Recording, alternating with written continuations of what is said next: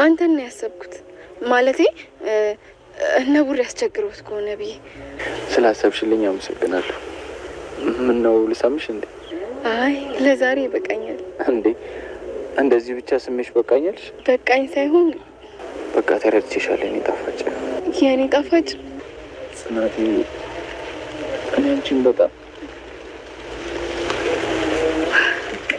ምን አለበት አሁን ቢነግረኝ።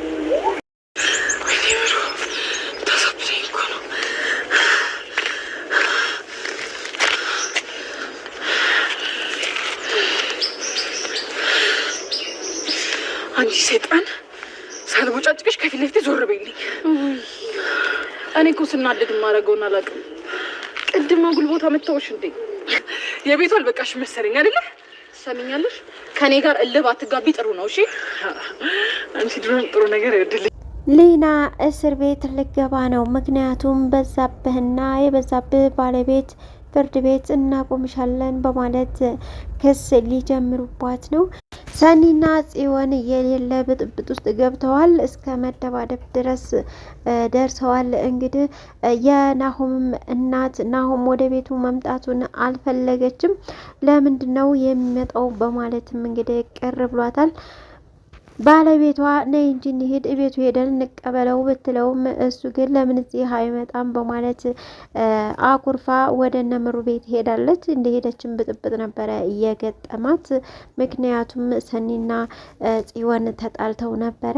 እንግዲህ ምሩ ስትገላግልም የናሆም እናት ልጄን ለሁለት ልትገሏት ነው ወይ በማለት እንግዲህ ላስመስለው የገቡበት ፍቅር እየተገለጠ ሄዷል። ምክንያቱም ከቅድሙም ለማስመሰልና እንዲሁም ደግሞ ተንኮል ለመስራት ነው እንጂ ወደ እነምሩ ቤት ያደሉት እንዲሁም ደግሞ መልካም በመምሰል እነምሩን እየቀረቧት፣ ነገር ግን ሰኒ እውነቷን ስለነበረ ዛሬ ላይ እንደማይሆንላቸው እንደማይሳካላቸው ሲያውቁ የእውነት ማንነታቸው ተጋልጧል።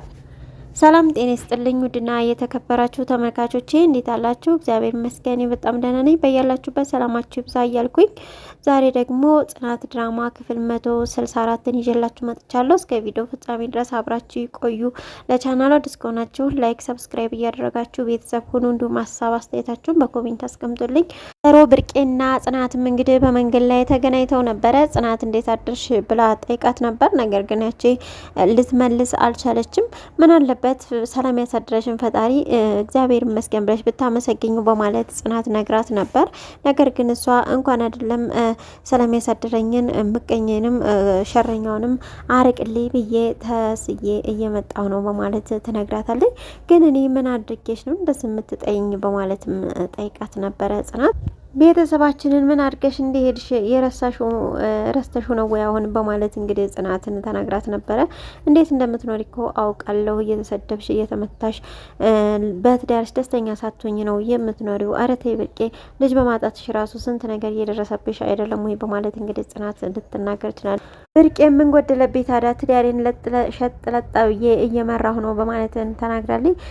ጽናትም እንደዚህ ያለ ቤት ውስጥ ባለመግባቴ ደስ ሊልሽ ይገባል እንጂ እንዴት ሊከፋሽ ይገባል በማለት ብትናገርም የባለቤቴ ጠላት እኮ ነሽ ብላታለች። እንግዲህ የበዛብህን ወንድም ባለማግባቷ ነው ጽናት ጥላቻ ያሳደሩባት። እንዲሁም ደግሞ በዛብህና እኔ እናንተ ቤት ያለችውን እኔን እንድትደበድብ የላካችኋትን እንከሳታለን። ስለዚህ ስለ ክሱ እንድትጠነቀቁና እንድትዘጋጁ ብላ ተናግራ ትሄዳለች። ይህንንም እንግዲህ ካንዴም ሁለቴ ለመደብደብ እየሞከረችው እንዲሁም ደግሞ በማስፈራራት እየተጠረጠረችው ቲና ናት። ቲና እንግዲህ ወደ ፍርድ ቤት ትገባለች ወይንስ ደግሞ ትከሰሳለች አትከሰስም የሚለውን ነገር አብረን የምናየው የሚሆነው። ቲናም እንግዲህ መከሰሷን ሰምታለች። ከዚህ ክስ ለማምለጥም የተቻላትን እያደረገች ነው። ብርቄን በማግኘት ብርቄ አረቄ ስለምትወድ አንቺ ብቻ ይችን ክስ ተያት እንጂ እኔ በደንብ ነው የምጋብዘሽ እያለች እንግዲህ በአረቄ እየደለለቻት ትገኛለች። ምናልባት ተወው ይሆን ወይንስ አትተው ይሆን የሚለውን የክሱን ነገር አብረን የምናየው ነው የሚሆነው። ኪራም ወደ አዲስ አበባ እሷን መላክ አለብኝ፣ ከዛ እዚህ ገንዘብም አሉ ምንም አሉ እዚሁ ከፍላለሁ ብሎ ለዴቭ አማክሮት ነበረ። ዴቭም አረ እንደዛማ አይሆንም አሸሿት ብለው የባሰ ክሱን ያጠብቁብናል፣ ስለዚህ መሄድ የለባትም በማለት ነግረውታል። ኪያም አስጨናቂ ተደብቆ በሚያጨስበት ሰዓት ታገኘዋለች። ግን ምን እየሰራ ነው? ሱሰኛ ሰው እንደዚህ ይሆናል? የምታደርጋቸው ነገሮች በሙሉ አግባብ አይደሉም እያለችው ትገኛለች። እሱም ምን ማለት ነው አግባብ ነው? በቸገረሽ ጊዜ ሰው አጥተሽ ታውቂያለሽ አይደል? በዛን ሰዓት ያገኘሽው ደግሞ እጅግ በጣም ውዱ ጓደኛሽ ነው። እኔም እናቴ ከአባቴ ጋር ስትጣላ አባቴ በለዋ ላይ ሌላ ሲያገባባት እሷ እኔን ይዛ መንገድ ነበር የወጣችው። በዛም በጎዳና ስተዳደር እሷ ድንገት ሞተችብኝ። በዛም አጋጣሚ እንግዲህ ሱስ ለመድኩኝ ብሎ አስረድቷታል። በጣም አዝናለሁ፣ እንዲሁም ደግሞ ይቅርታ ብለዋለች። ነገር ግን ሱሱን እንዲያቆም ብትነግረውም እሱ ግን አይ አልችልም በማለት ነው የመለሰላት። ቲናም ግቢ ውስጥ እነ ጽናት ግቢ ውስጥ ብቻዋን በነበረችበት ሰዓት አንድ ሰው ይመጣላታል። ያም ሰው ሰው መጣልኝ በማለት ደስ ብሏት እያለ ነገር ግን የመጣው ሰው ሽማግሌ ስለነበረ አይ ደህና ሰው ሌላ ሰው መስሎኝ ነው በማለት አስተባብላለች። ነገር ግን ምንድነው እንደዚህ የሚያደርግሽ ምናምን ማለትን ጀምሮ ነበረ። እሷም እንግዲህ ያው የመሬት አስተዳደር እንደሆነች ትናገራለች፣ ኢንቨስተር እንደሆነች ማለት ነው። እንዲሁም በተጨማሪ ሌላ ስራ አለን በትዳራቸው ላይ የሚሄዱ እንዲሁም ባለትዳሮችን የሚያማግጡ በማለት አንድ ቀን በዛብህ ፍቅር ባለቤት ጋር አይታው ስለነበረ ያን ነግራው እነዚህ ነገሮችን እናጣራለን ስትለው በድንጋጤ እንግዲህ ካጠገቧ ሮጦ ሄዷል። ናሆሜ እንግዲህ ምሩን ሰፕራይዝ አደርጋለሁ መስማት የለባትም በማለት እንግዲህ ከሄደበት ወደ ቤቱ ሊመለስ ነው። ይህንን ለአባቱ ደውሎ ነግሮ ነበረ። እንዲሁም ደግሞ ለጓደኛው ለቅዱስም ደውሎ እንደሚቀበለውም ነግሮታል። የናሆም አባት እንግዲህ ወደ ቤት በመሄድ ናሆሜ ሊመጣ ነው ተዘጋጅተሻል ብሎ ይጠይቃታል።